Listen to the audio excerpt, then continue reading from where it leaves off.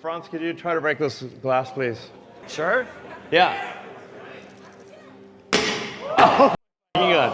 Well, maybe that was a little too hard. Should we try on the beer? Sorry? Okay. Let's try the beer. Try that one, really? Okay. Sure. Oh, man. It didn't go through. A few years ago, Elon Musk first unveiled the CyberTruck, and I'm sure a lot of you guys remember this still, but he had it on a stage and there was a guy doing a test. He hit the CyberTruck all around with this hammer, a sledgehammer, and then he ended up getting these metal balls, I think they were iron or steel or something, and then he started throwing them at the window. And the point was that the windows were not supposed to break. Well, it ended up happening that the windows did break. You know, the ball didn't penetrate the window and go to the other side, but the windows were still smashed up and rendered unusable.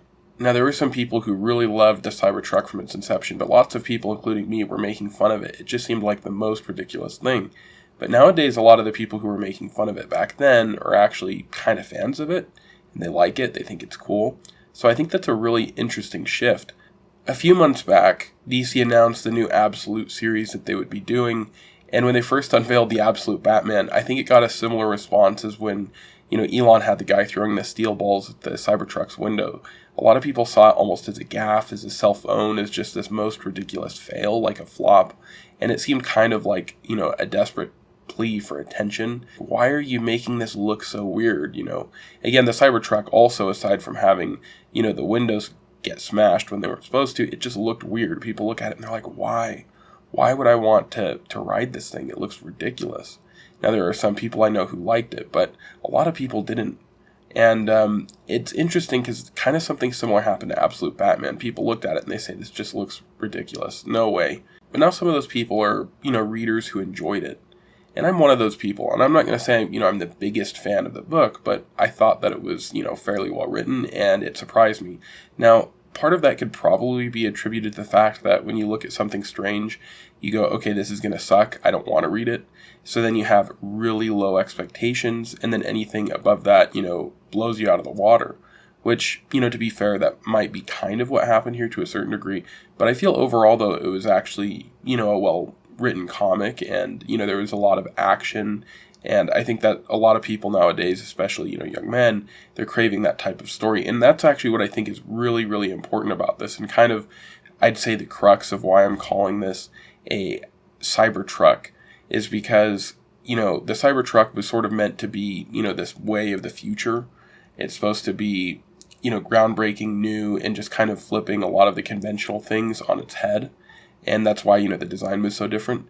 And I think that's kind of what they were trying to do with Absolute Batman too. And obviously a lot of older readers don't like this, but this is one of the main problems in the comic book industry that a lot of people know about, is that there's an age issue.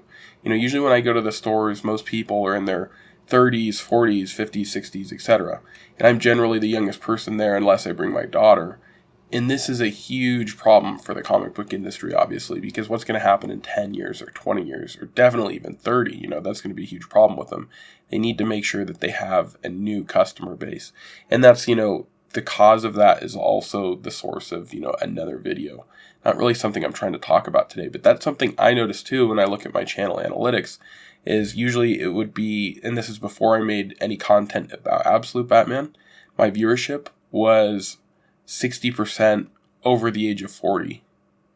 And what's interesting is now, it's actually the inverse. Now that I've been talking about Absolute Batman, now most of my viewers are under the age of 35. So there's something about this book that's really appealing to young readers. And as I mentioned earlier, usually when I'm in the shop, I'm the youngest person there.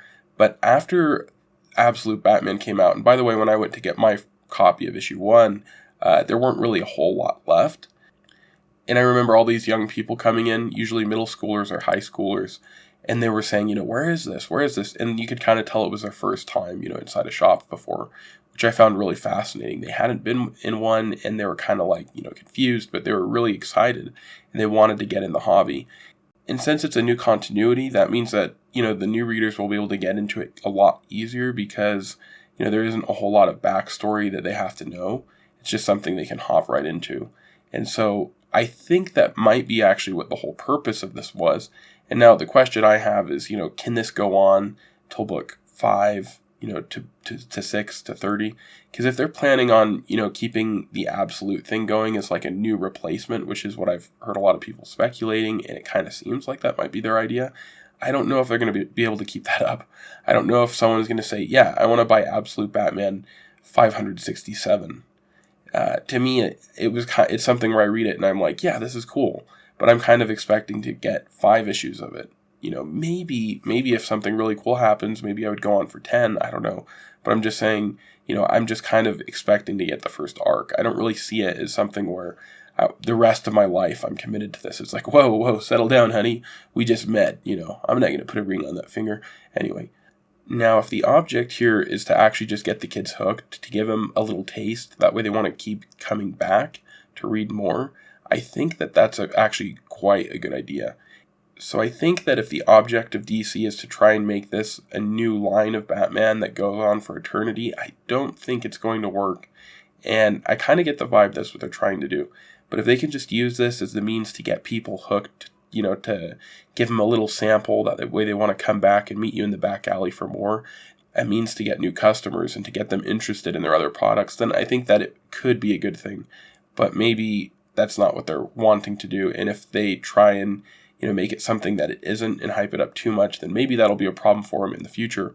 But right now I can tell you at least, when I went to the store, it was really interesting to see all these young kids, scouring all the shelves, trying to get involved. And I kind of saw the same thing happen to my analytics.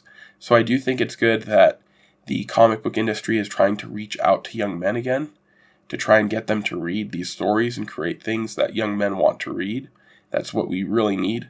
And when I say young men, I'm not just saying, teenagers, but, men who are maybe in their early 30s or in their 20s, I think that's something that they should be trying to cater to, because that really should be their main, key demographic. So hopefully they can continue that trend. Now, it's no secret that these companies also want to have a significantly higher amount of a girl audience, and they think, okay, the way that we should do that is by, making She-Hulk instead, no longer attractive like she used to be. Let's make her just this really annoying feminist who's twerking with Megan Thee Stallion. They think that's going to attract women, and it will attract a certain type of woman, that's for sure. But the thing that they don't understand is that that's also kind of polluting the image of what the character was in the eyes of fans.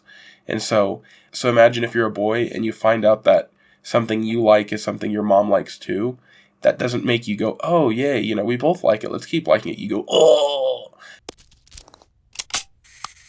Hey, that's pretty nifty. Let me try. Oh my gosh, that's adorable. This one's going on the Christmas tree. It's no fun if my mom likes them. Come on, toilet. If you can handle Dad, you can handle this. I don't want this anymore.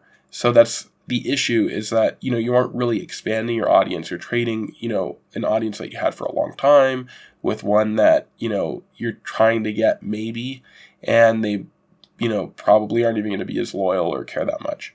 Now, I think that that's kind of been detrimental to these companies, and I think that the age-old question of who's better, Marvel or DC, will be which person can say, I'm going to fully dedicate myself, back to the male audience that made us great to begin with. And whoever decides to do that will be the one who ends up pulling ahead completely, and, just blowing past the other one and leaving him behind in the dust. But I could be wrong. Let me know what you think. Do you think that my analysis of, Absolute Batman and it opening up a door for maybe a new generation of readers, and also its wonky designs and just, turning all of convention on its head, that it has some similarities to the CyberTruck? Do you think that's incorrect? Let me know what you think in the comments below, and I hope you have a great rest of your day. Also, too, in case you're interested, I have some more videos over here, and I hope you enjoy them and have, a great rest of your day.